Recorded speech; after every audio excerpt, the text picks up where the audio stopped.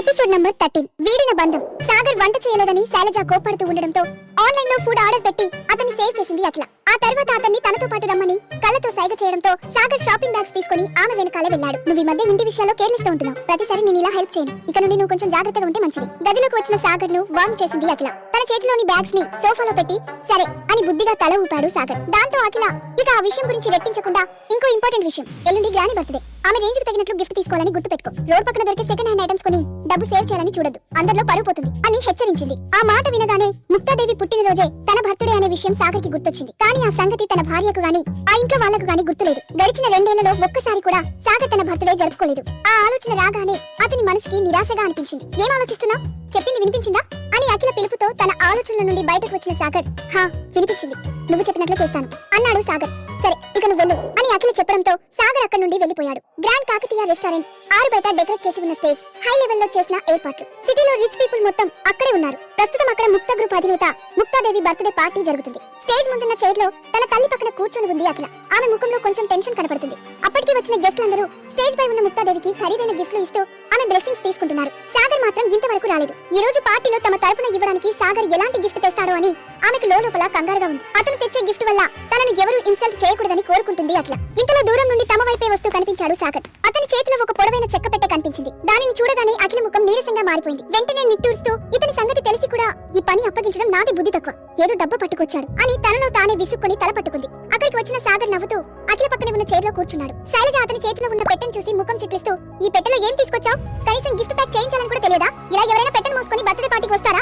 అని గొనిగింది. సాగర్ చిన్నగా తలగొక్కుని సారీ అత్తయ్య, గిఫ్ట్ నా చేతికి వచ్చేటప్పటికి లేట్ అయింది, అందుకే గిఫ్ట్ ప్యాక్ చేయించలేకపోయాను. కానీ బాక్స్ ముఖ్యం కాదు, అందులో ఉన్న గిఫ్ట్ చాలా ముఖ్యమైనది, ఒకసారి చూస్తారా అంటూ హడావుడిగా ఆ పెట్టెను ఓపెన్ చేయబోయాడు. కానీ అఖిల వెంటనే అతన్ని ఆపుతూ వద్దు, ఇక్కడ ఓపెన్ చేయకు. కాసేపట్లో మన ఫ్యామిలీ వాళ్ళంతా గిఫ్ట్ ఇవ్వడం మొదలు పెడతారు. అప్పుడు దీన్ని కూడా ఆ ప్రెజెంటేషన్స్ లో కలిపే, అది చాలు అని చెప్పింది. ఆ చెక్క బాక్స్ లో ఏముందో అఖిల చూడాలని అనుకోలేదు. దాన్ని చూస్తే ఆమె ఇంకా డిసప్పాయింట్ అవుతానని అనుకుంది. ఎప్పట్లాగే ఆమె తనను తక్కువ అంచనా వేయడంతో సాగర్ నిస్సహాయంగా నిట్టూస్తూ సరే అని మాత్రమే అన్నాడు. ఆ పార్టీలో ప్రస్తుతం అందరూ ముక్తాదేవికి ఏ ఫ్యామిలీ నుండి కాస్ట్లీ గిఫ్ట్ వస్తుందో చూడాలని అనుకుంటున్నారు. ఇప్పుడు స్టేజ్ పైకి వెళ్ళిన నీలిమ తన వైపు నుండి ముక్తాదేవికి ఒక పెద్ద జేడ్ లాకెట్ ను గిఫ్ట్ గా ఇవ్వగా స్వరూప్ ఒక యాంటిక్ బుద్ధ విగ్రహాన్ని గిఫ్ట్ గా ఇచ్చాడు. నీలిమ ఇచ్చిన లాకెట్ ను చూసి ముక్తాదేవి కళ్ళు సంతోషంతో విప్పారాయి. వెంటనే ఆమె నీలిమను దగ్గరకు తీసుకుని తలపై నిమురుతూ మన ఫ్యామిలీలో నువ్వు చాలా తెలివైన దానివి, అందుకే నువ్వంటే నాకు చాలా ఇష్టం.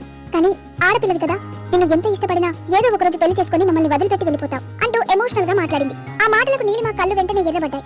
ఆమె చూపించిన ప్రేమకు ఉప్పొంగిపోయి ముక్తాదేవి చేతిని పట్టుకుని అమ్మమ్మ ఇలాంటి మాటలు ఎందుకు మాట్లాడుతున్నావు? నేను ఎక్కడికి వెళ్ళను, ఎప్పటికీ నీ పక్కనే ఉంటాను అని ప్రేమగా చెప్పింది. ఆ దృశ్యం చూస్తున్న వారందరికీ నీలిమ అంటే ముక్తాదేవికి ఎంత ప్రేమ ఉందో అర్థమైంది. ఆ తర్వాత స్టేజ్ దిగి వచ్చిన నీలిమ సాగర్ పక్కనే ఉన్న చైర్ లో కూర్చుంది. కైరో రాజవంశానికి చెందిన లాకెట్ ను గిఫ్ట్ గా ఇచ్చారు, నాట్ బ్యాడ్. నీలిమ వైపు చూసి నవ్వుతూ అన్నాడు సాగర్.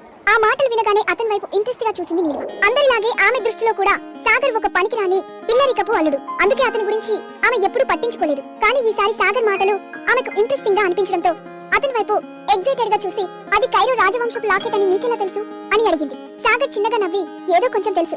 అది సరే, ఆ లాకెట్ కోసం ఎంత ఖర్చు చేశారు అని అడిగాడు. 1,30,00,000 వెంటనే సమాధానం చెప్పింది నీలిమ. చాలా ఎక్కువ ఖర్చు చేశావు, ఆ గ్రీన్ స్టోన్ వాల్యూ కేవలం 50 లక్షలు మాత్రమే అని చెప్పాడు సాగర్. ఆ మాట విని నీలిమ షాక్ అవుతూ 50 లక్షలా? నో వే, దాన్ని నా ఫ్రెండ్ నాకు అమ్మాడు అని చెప్పింది. అప్పుడే సాగర్ తన గొంతును తగ్గించి జైడ్ పెండెంట్ క్వాలిటీని మనం 3 రకాలుగా తెలుసుకోవచ్చు, చూడటం ద్వారా, వినడం ద్వారా, దాన్ని టెస్ట్ చేయడం ద్వారా. ఏ పెండెంట్ అయితే ట్రాన్స్పరెంట్ గా గ్లాసీ లుక్ తో ఉంటుందో అదే బెస్ట్ జైడ్. కానీ మీరు తెచ్చిన లాకెట్ లో జైడ్ ట్రాన్స్పరెంట్ గా లేదు, కలర్ కూడా క్లియర్ గా లేదు. నాకున్న నాలెడ్జ్ ప్రకారం దాని వాల్యూ 50 లక్షలకు మించి ఉండదు. దాన్ని మీకు అమ్మింది మీ ఫ్రెండ్ అని చెప్తున్నారు కాబట్టి ఇక మీ ఫ్రెండ్షిప్ గురించి నేను మాట్లాడు అని తల తిప్పి స్టేజ్ వైపు చూశాడు. అతని మాటలకు నీలిమ ఏం సమాధానం చెప్పలేక పెదవి కొరుకుతూ ఆలోచనలో పడిపోయింది. ఇంతలో గ్రాని రానా మల్హోత్రా వస్తున్నారంటూ ఎవరో ఒక కుర్రాడు ముక్తాదేవితో చెప్పడంతో ఆమె హడావుడిగా లేచి అతనికి ఎదురెళ్లి ఇన్వైట్ చేసింది. నేవీ బ్లూ కలర్ సూట్ లో డ్రెస్ కి తగిన హెయిర్ స్టైల్ తో చేతిలో అందమైన గిఫ్ట్ బాక్స్ తో నవ్వుతూ ముక్తాదేవి దగ్గరకు వెళ్లాడు రానా. ఆ రోజు ఆ పార్టీకి రావడానికి రిచ్ లుక్ మెయింటైన్ చేయడానికి తన దగ్గరున్న చివరి బ్యాలెన్స్ డబ్బు మొత్తాన్ని ఉపయోగించాడు.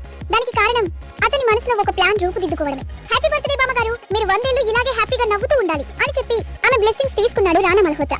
అతనికి అఖిలపై ఇంట్రెస్ట్ ఉందని అప్పటికే తన ఇన్ఫార్మర్స్ ద్వారా తెలుసుకుంది ముక్తాదేవి. పైగా అతని స్టేటస్ గురించి ఆమెకు బాగా తెలుసు, అందుకే ఆమె కూడా నవ్వుతూ మీరు రావడం చాలా సంతోషంగా ఉంది, ఈ బిజీ షెడ్యూల్ లో కూడా మా కోసం వచ్చారు, థ్యాంక్ యూ అని చెప్పింది. రానా చిన్నగా నవ్వి బామ్మగారు, నిజం చెప్పాలంటే నేను కేవలం ఈ పార్టీ కోసం మాత్రమే రాలేదు, మీతో ఒక ముఖ్యమైన విషయం మాట్లాడడానికి వచ్చాను అని అన్నాడు. అతను అఖిల గురించి మాట్లాడతాడని ఆమె ఊహిస్తూనే చెప్పండి రానా గారు, ఏంటి అంత ముఖ్యమైన విషయం అని అడిగింది. అప్పుడు రానా కొంచెం సిగ్గుపడుతూ ముక్తాదేవి వైపు చూసి, బామ్మగారు నేను డైరెక్ట్ గా పాయింట్కి వస్తాను, నేను అఖిలను పెళ్లి చేసుకోవాలని అనుకుంటున్నాను అని అడిగాడు. ఆ మాట వినగానే ముక్తాదేవి నుదురు ముడుచుకుంటూ ఆమె రానా కళ్ళలోకి తీవ్రంగా చూస్తూ, రానా గారు అఖిలకు ఇంతకు ముందే పెళ్ళైంది, ఆ విషయం మీకు తెలుసని అనుకుంటున్నాను అని అంది. తెలుసు బామ్మగారు, ఆమెకు పెళ్ళైందని తెలుసు, ఆమె భర్త దేనికి పనికిరాని వాడని, మీ ఫ్యామిలీ స్టేటస్ కి ఏ మాత్రం సరిపోని వాడని కూడా తెలుసు. ఆ విషయం గురించి నేను పట్టించుకోను. నేను అఖిలని మనస్ఫూర్తిగా ప్రేమిస్తున్నాను, ఆమెను నాదానిగా చేసుకుంటాను. మిమ్మల్ని నా స్వంత బామ్మగారిగా భావించి ఇంత ధైర్యంగా అడుగుతున్నాను, నన్ను అర్థం చేసుకుంటారని ఎక్స్పెక్ట్ చేస్తున్నాను అని అతి వినయంగా అన్నాడు. అతని మాటలకు ముక్తాదేవి ఏదో చెప్పబోయింది, కానీ ఇంతలోనే మీ మెంటల్ స్టేటస్ సరిగ్గానే ఉందా అని నాకు అనుమానంగానే ఉంది మిస్టర్ రానా, బహుశా మీరు ఎర్రగడ్డకు వెళ్లాల్సిన టైం వచ్చినట్లుంది అని సాగర్ మాటలు వినిపించాయి. దాంతో ముక్తాదేవితో పాటు రానా కూడా మాటలు వినిపించిన వైపు తిరిగారు. అక్కడ శైలజ అఖిలతో పాటు నుంచొని ఉన్నాడు సాగర్. అప్పుడే ముక్తాదేవిని విష్ చేయడానికి స్టేజ్ పైకి వచ్చిన ఆ ముగ్గురు రానా మాటల్ని విన్నారు. అయినా రానా ఏమాత్రం భయపడకుండా సాగర్ వైపు నిర్లక్ష్యంగా చూసి, వాట్ యు మీన్ అని అన్నాడు. I mean just what you say mister రానా, మీకు పిచ్చి పట్టింది కాబట్టే నా కళ్ళ ముందే నా భార్యను పెళ్లి చేసుకుంటానని అడుగుతున్నారు. వస్తున్న కోపాన్ని కంట్రోల్ చేసుకుంటూ అన్నాడు సాగర్. హే సాగర్, నువ్వు ఎవరితో మాట్లాడుతున్నావో తెలుసా? గ్రాని ముందు ఆమె గెస్ట్ తో ఇలా మాట్లాడటానికి ఎంత ధైర్యం? నోరు మూసుకొని మర్యాదగా కిందకి దిగు, యూజ్లెస్ ఫెలో అని కోపంగా అరుస్తూ చెప్పాడు అక్కడే ఉన్న స్వరూప్. ఆ మాటకు సాగర్ చిన్నగా నవ్వి, నేను యూజ్లెస్ అయి ఉండొచ్చు, కానీ స్వప్నలు కంపెనీకి అవసరం లేనంత యూజ్లెస్ మాత్రం కాదు అని అన్నాడు. ఆ మాట వినగానే కోపంతో రెచ్చిపోయిన స్వరూప్, పెళ్ళాం డబ్బుతో బతికే పనికిరాని వాడివి నన్నే అంత మాట అంటావా అని అంటూ ఆవేశంగా సాగర్ వైపుకు దూసుకువచ్చాడు. క్షణాల్లో అక్కడి వాతావరణం వేడెక్కింది. వచ్చిన గెస్ట్లందరూ వాళ్ళ వైపే చూడటం మొదలు పెట్టారు. స్వరూప్ ముక్తాదేవి గారాల పట్టి అని అందరికీ తెలుసు, అందుకే అతన్ని ఎవరు ఒక్క మాట కూడా మాట్లాడే సాహసం చెయ్యరు. ముక్తాదేవి అండ చూసుకుని స్వరూప్ కూడా చిన్నతనం నుండే ఎవరిని లెక్క చేసేవాడు కాదు, అందరితో గొడవలు పెట్టుకుంటూ ఉండేవాడు. ఆ సమయంలోనే సిటీలోని కొంతమంది రౌడీ గ్యాంగ్లతో అతనికి పరిచయాలు కూడా ఏర్పడ్డాయి. అందుకే అతని కోపం చూసిన అక్కడ వారంతా భయపడుతూ ఈ రోజు సాగర్ పని అయిపోయింది అని ఒకరితో ఒకరు గుసగుసలాడుకోవడం మొదలు పెట్టారు. మరోవైపు అఖిల కూడా సాగర్ షర్ట్ పట్టుకొని లాగి, ఇంకా ఇక్కడ నిల్చొని ఏం చేస్తున్నావు? అతనితో గొడవ పడి తన్నులు తినకు, త్వరగా ఇక్కడ నుండి వెళ్తాం పదా అని అంది. ఆ క్షణం సాగర్ కు ఏదైనా అవుతుందేమో అని ఆమె గుండె వేగంగా కొట్టుకుంటుంది. అతని గురించి తాను ఎందుకంత భయపడుతుందో ఆమె కూడా అర్థం కాలేదు. కానీ అఖిల మాట విని కూడా సాగర్ కదలకుండా అక్కడే నిలబడ్డాడు. ఈలోగా అక్కడికి వచ్చిన స్వరూప్ కోపంగా పిడికిలి బిగించి సాగర్ ముఖంపై కొట్టబోయాడు. అది చూసి అఖిల భయంతో గట్టిగా కళ్ళు మూసుకుంది. సరిగ్గా స్వరూప్ పిడికిలి సాగర్ ముఖానికి తాకబోతున్న సమయంలో సాగర్ అతని మణికట్టును గట్టిగా పట్టుకొని ఆపి, మరోసారి నాపై చెయ్యెత్తే ధైర్యం చేయకు అని సీరియస్ గా చెప్తూనే అతని చేతిని కొద్దిగా మెలితిప్పాడు. వెంటనే స్వరూప్ చేతిలోని ఎముకలు విరిగిపోతున్నట్లుగా అనిపించడంతో అతను ఆ నొప్పికి తట్టుకోలేక పెద్దగా అరుస్తూనే, ముందు నా చేయి వదులు, లేదంటే చంపేస్తా అని అన్నాడు. ఏంటా నువ్వు చంపేది? మరోసారి ఇలా పిచ్చి పిచ్చిగా మాట్లాడితే నేనే నిన్ను చంపేస్తా, పిచ్చి విధవ అని అంటూనే అతన్ని గట్టిగా వెనక్కి నెట్టి వదిలేశాడు సాగర్. దాంతో బ్యాలెన్స్ కోల్పోయిన స్వరూప్ 4 అడుగులు వెనక్కి వేసి నేలపై పడిపోయాడు. అక్కడున్న వాళ్ళంతా ఆ దృశ్యాన్ని నమ్మలేనట్లుగా చూశారు. ఎప్పుడు కుక్కిన పెయిన్లా పడి ఉండే సాగర్ ఈ రోజు ముక్తాదేవి కళ్ళ ముందే స్వరూప్ పై చేయి చేసుకోవడం చూసి అక్కడున్న వాళ్ళందరికీ షాకింగ్ గా అనిపించింది. శైలజ అఖిల కూడా తాము చూస్తున్నది నమ్మలేనట్లుగా అలాగే నిలబడిపోయారు. కానీ ముందుగా తేరుకున్న శైలజ ఒక్కసారిగా సాగర్ అని పెద్దగా వచ్చింది.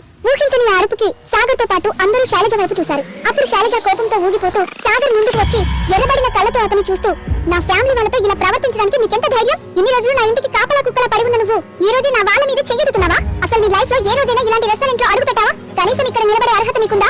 నీ స్థాయి ఏంటో మర్చిపోయావా అని అంది. తన తల్లి కోపాన్ని చూసిన అఖిల వెంటనే ఆమెను అడ్డుకోవడానికి ప్రయత్నిస్తూ, మమ్మీ ప్లీజ్ స్టాప్ ఇట్ అని అంది. నో బేబీ, ఈ రోజు నువ్వు నన్ను ఆపాలని ట్రై చేయకు. ఇప్పటికే తను చాలా ఎక్కువ చేశాడు. ఇన్ని రోజులు ఇతని చేతకనితనం వల్ల మనం ఎన్ని అవమానాలు పడ్డామో నీకు కూడా తెలుసు కదా. అయినా మనం అన్నింటినీ భరించాం. కానీ ఈ రోజు రాణి బర్త్డే పార్టీ మొత్తం ఇతని వల్ల స్పాయిల్ అయిపోయింది. ముందు ఇతన్ని ఇక్కడ నుండి వెళ్ళిపోమని చెప్పు అని అరిచింది శైలజ. లేదు, వీడంతా తేలిగ్గా ఇక్కడ నుండి వెళ్ళడానికి వీల్లేదు. ఈ రోజు వీడి ప్రాణం తీయకపోతే నా పేరు స్వరూప్ కాదు. అప్పుడు తన కజిన్స్ సహాయంతో పైకి లేచి నుంచున్న స్వరూప్ కోపంగా అంటూనే తన మొబైల్ తీసి ఎవరికో కాల్ చేశాడు. సాగర్ మాట కూడా మాట్లాడకుండా స్వరూప్ వైపు ఒక్కసారి సూటిగా చూశాడు. అతని కళ్ళలో కోపాన్ని చూసి స్వరూప్ తనకు తెలియకుండానే ఒక అడుగు వెనక్కి వేశాడు. అప్పుడు సాగర్ తన ఎదురుగా ఉన్న శైలజతో, అత్తయ్య నిజమే, నా చేతకని తనం వల్లే మీరు అవమానం పడ్డారు.